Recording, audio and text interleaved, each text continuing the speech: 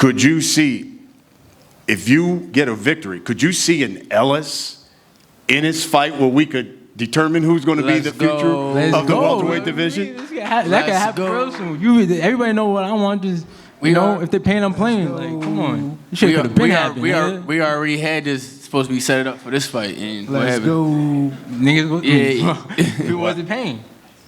Come on, man. I don't gotta say nothing. You guys talking like double the price, like it was a lot. Like, come on, bro. We could have got it tonight. Like, come on, don't play with me. Don't play with me. We can go now. Don't play with me. Don't play with me. Don't so that's the second fight. You fight. ain't like that. Don't play with me like that. But you got Villa first. Yeah. I'm gonna do it. You ain't like that. Don't play like that. You know you ain't like that. You ain't like that. And let's get to the co-main. Don't play like that with me. Oh, get fucked up. Jaron Boots Ennis.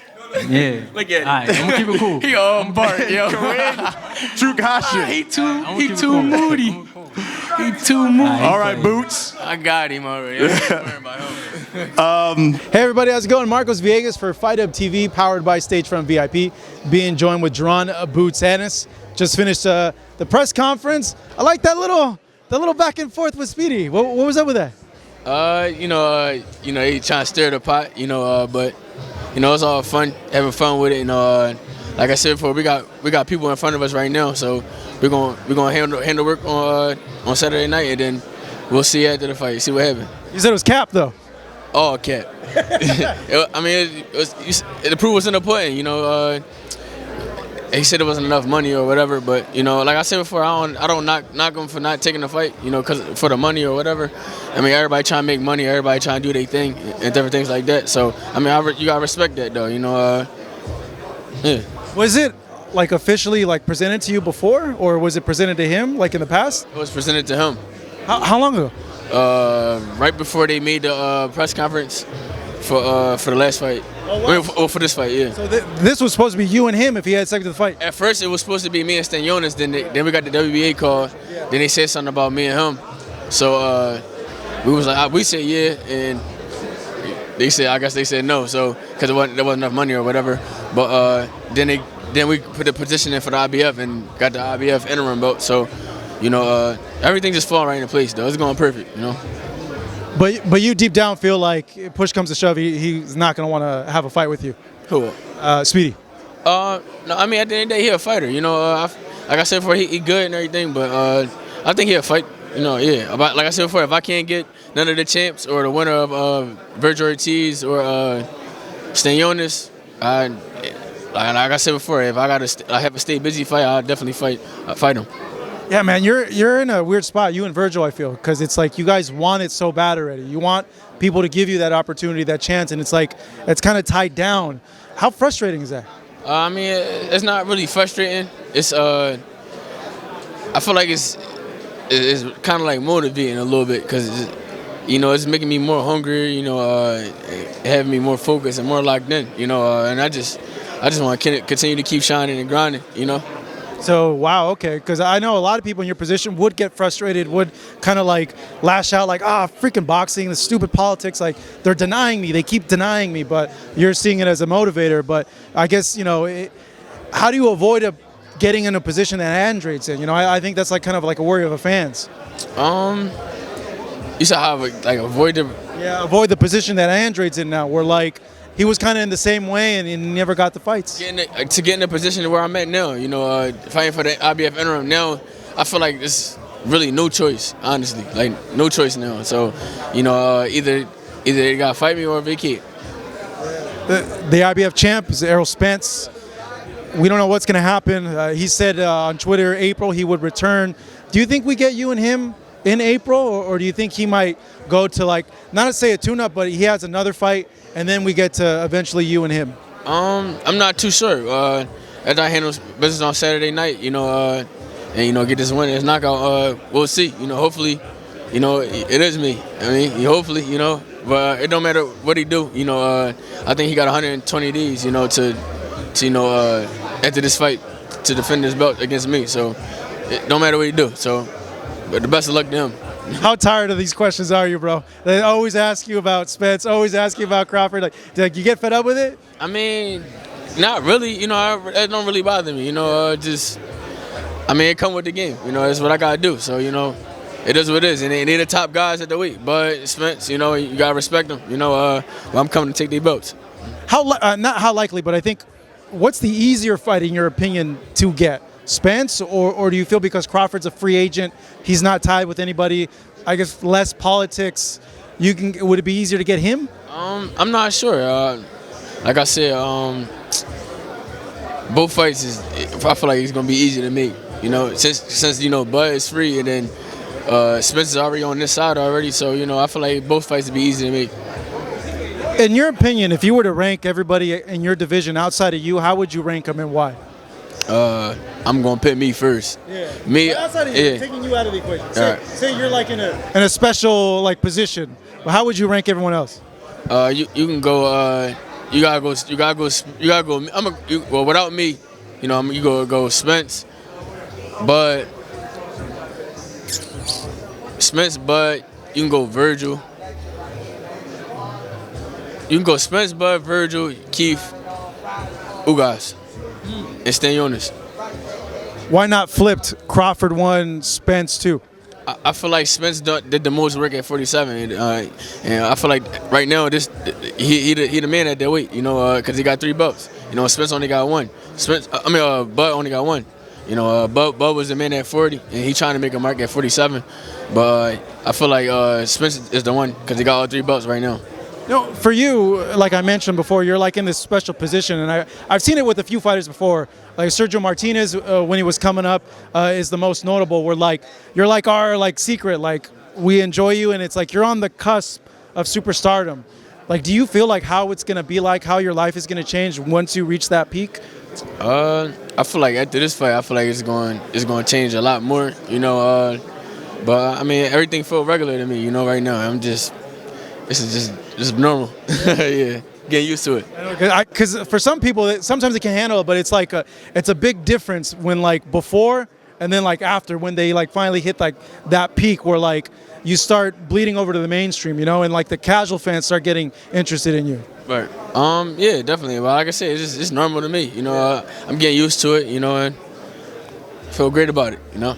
Curious, what'd you make about Terrence Crawford's win that he had a few weeks back? I didn't see it. I only seen the little highlight on Instagram. I mean, a lot of people say he looked good though. So, yeah. I mean, that's a good job to him. Why didn't you see it? I was in camp, so yeah. I be locked in. I be focusing on myself. I ain't worrying about nobody else. Yeah. I don't think someone's ever asked you. I know they're wrapping me up, so I'm going to go ahead and finish it off on this. If you can't get these fights at 47, which you feel you're confident you can, 54, is that the more viable thing? Everybody keep asking me that, but if I get an opportunity at 54, I definitely go to 54. You know, I feel like everybody always say I'm a big 47, so I feel like I'll definitely take an opportunity at 54. Damn, so they said, hey, Jaron, you know what? We can't get the Spence fight Charlo for undisputed. You'd be like, let's go. Yeah. I'm hungry, man. When you're young and hungry, I don't care who you put in front of me. It could be the Hawk, a brick wall, a little cat, a dog. It don't matter who it is. I just want to fight, you know, and win, and, you know, improve myself, you know, and show the world my talent. Good stuff, Jaron. Hey, good seeing you. Appreciate it. Here with Jaron Ennis, Marcos Villegas, Fight Up TV. Rashidi, the little interaction with Jaron, it's over with, but what happened there? Nah, dude just got me in a hot moment. I was already mad at Villa about all the DMs and stuff. So yeah, they got me in the right time. I didn't care who was in front of me at that point. You know, he said it's cap though, that you don't really want it. Obviously, just based on your demeanor, you're like, no, I'm willing to do it. But what's your response to him feeling that he doesn't like that? I don't know where you had the cap from. Like I never ran from a fight in my life, so you know, this is what I do. Like I fight. I don't care who it is. What do you got to do in order to get that next? I just gotta win. Make a statement. You've been a fighter that I believe has been pro longer than Jaron, correct? More fights than Jaron. I don't know. Yeah. So like, my thing is like, how do you feel about him being like moved more than you, or like how did he get in front of the line before you?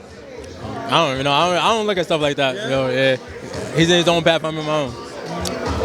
I was thinking, you know, if you ever look at that and you think like, no, like I should be in your position, like all this attention should be to me. I've been fighting longer. I have more fights, better record at thus.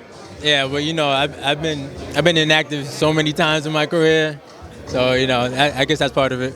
But I'm here now. I'm back now. In terms of the inactivity, what would you attribute it to?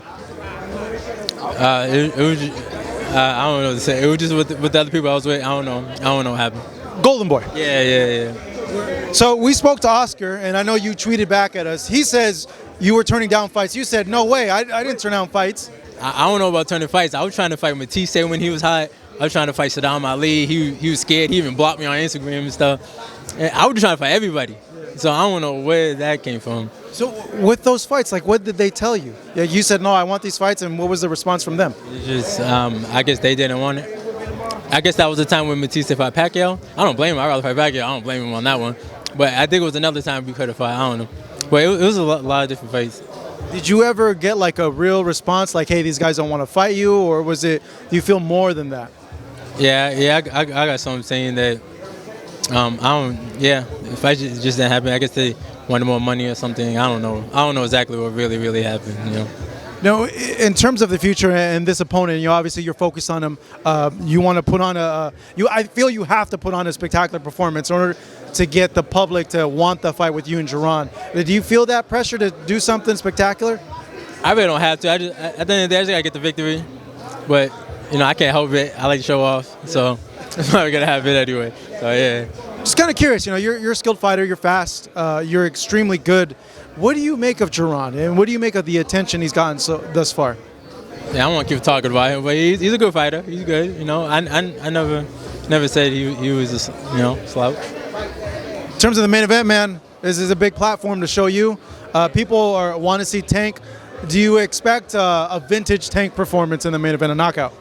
I think so. Later rounds. I think he's gonna get him later rounds. Yeah. How does it play out in the beginning? Is it like gonna be a competitive fight, you feel, or do you think it might be one-sided? You could say that. I think you just gotta read him and pick him apart a little bit, then get his timing, and you'll take him out. You think we get this Ryan fight with him? That's gonna be a great fight, and I think so. But nowadays you don't know. Fights be falling through and stuff, but that's gonna be a great fight to watch. You spent some time in camp with Ryan, right? When you were with Canelo? Yeah. He was in the gym a couple of times. What makes Ryan competitive in that fight, in your opinion, based on the experience you had in the gym with him? He's a cool guy. He's a down-to-earth guy. He's just competitive with himself, I think. He's just a hard worker. Everybody in that gym was a hard worker. He had no choice. If you wasn't working hard, you get the hell out of there, A lot of fans online feel that, I don't want to say it's one-sided, but Tank's the favorite, and they feel that eventually Tank's going to catch Ryan. Do you feel that too, or do you think it'll be more? It's like a 50-50 fight. Oh yeah. Yeah, it's a 50. Yeah, Ryan's a good fighter. Yeah, Ryan's a good fighter. So that's I got that 50-50. Why? You said he's a good fighter, but what makes him good and what makes it 50-50?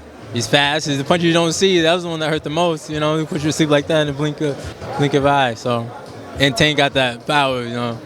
He put you to sleep. So that's why I got a 50-50. Would it surprise you if Ryan wins? It wouldn't surprise me. I wouldn't surprise me. All right, hey, Rashidi, man, good catching up with you. Hey, all the luck, and I wish you get that fight with Jaron. That was good up there. I know, they got me, bro. I was hot, man. I was hot. All right, thanks, man. Have a good one. Thank you so much for watching this video, and make sure to subscribe for more videos of your favorite fighters over here on Fight Up TV, and give us a follow online as well at Fight Up TV on Twitter and on Instagram. We appreciate it, guys.